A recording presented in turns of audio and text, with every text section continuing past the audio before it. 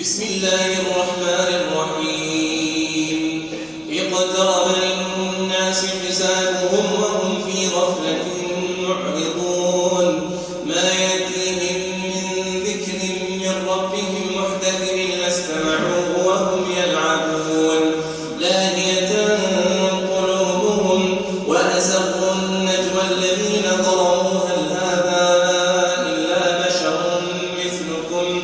أفتأتون السحر وأنتم تبصرون قل ربي يعلم القول في السماء والأرض وهو السميع العليم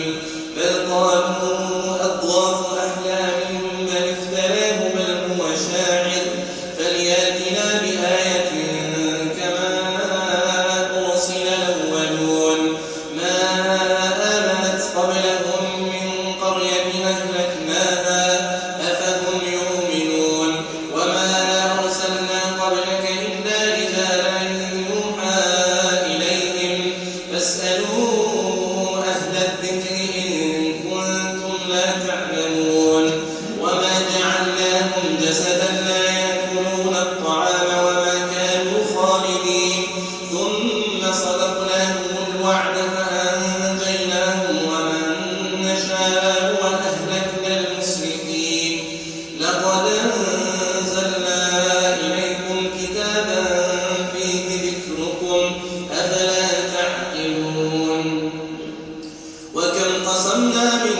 قرية كانت ظالمة وأنشأنا بعدها قوما آخرين فلما أحسوا بأسنا إذا هم منها يركضون لا تركضوا وارجعوا إلى ما أترفتم فيه ومساكنكم لعلكم تسألون قالوا يا ويلنا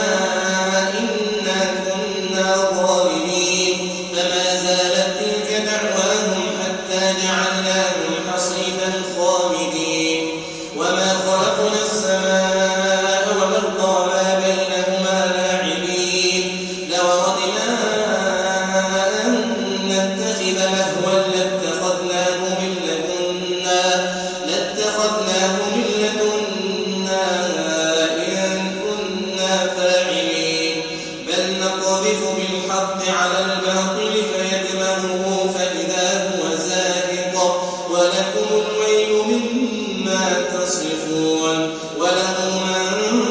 في السماوات والأرض ومن عنده لا يستكبرون عن عبادته ولا يستحسرون يسبحون